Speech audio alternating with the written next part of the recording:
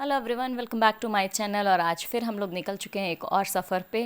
और आज हम लोगों का सफ़र शुरू होता है कुछ इस तरीके से घने अंधेरे में से, और इस अंधेरे को चीरते हुए हम लोग सुबह के उजाले की तरफ आगे बढ़ते हैं और फिर अपने सफ़र को आगे की तरफ तय करते हैं। बीच रास्ते में हम लोग एक स्टॉप लेते हैं और वहाँ मैं देखती हूँ कि शनिका एक बत्तख के ऊपर बैठ करके उसके कानों को नोचे पड़ी थी। मैंने उससे पूछा कि तुम ऐसा क्यों कर रही हो, तो वो बोली कि ये बत्तख बहुत कूद रही थी, इसलिए मुझे उसके ऊपर बैठना पड़ा। इस बात से दुखी होकर के मैंने चाय पी करके अपने दिमाग को शांत किया और फ़ोटोज़ क्लिक की। इसके बाद मुझे फ़ील हुआ कि मेरी गाड़ी कितनी धीरे चल रही थी, तो फिर हमने डिसाइड किया कि हम गाड़ी को उड़ा के लेके चलेंगे और फिर इस तरीके से हम अपने डेस्टिनेशन पे बहुत जल्दी से पहुंच जाएंगे। लेकिन ऐसा कुछ हुआ नहीं, समय उतना ही लगा, चाहे उड़ने के बाद या चलने के बाद। फिर अगले स्टॉप पे हम लोगों को मिला एक खरगोश का घर, जिसमें एक खरगोश, खरगोशनी और उसके प्यारे बच्चे बैठे हुए थे।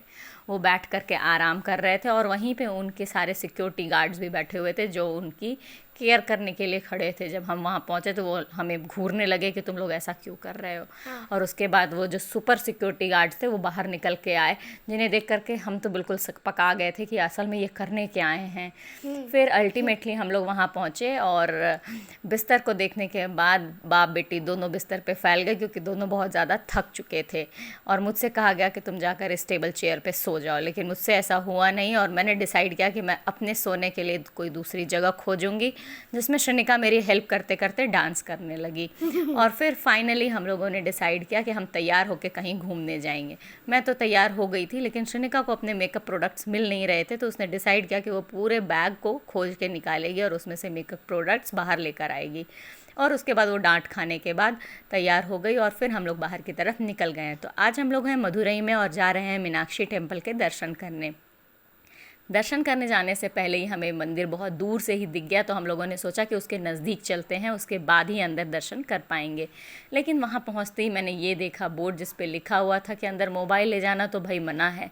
तो अब हम लोग इस विचार में पड़ गए कि अपने इस मोबाइल को कहाँ फेंके। उससे पहले मैंने सोचा कि मंदिर को कि एक बार और अच्छे से फ़ोटोज़ ले लूँ और इसके बाद इस मोबाइल को कहीं लॉकर में जाके फेंक आऊँ।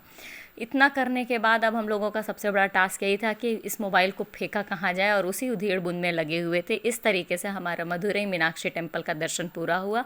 उम्मीद करती हूँ कि व्लॉग पसंद आया होगा।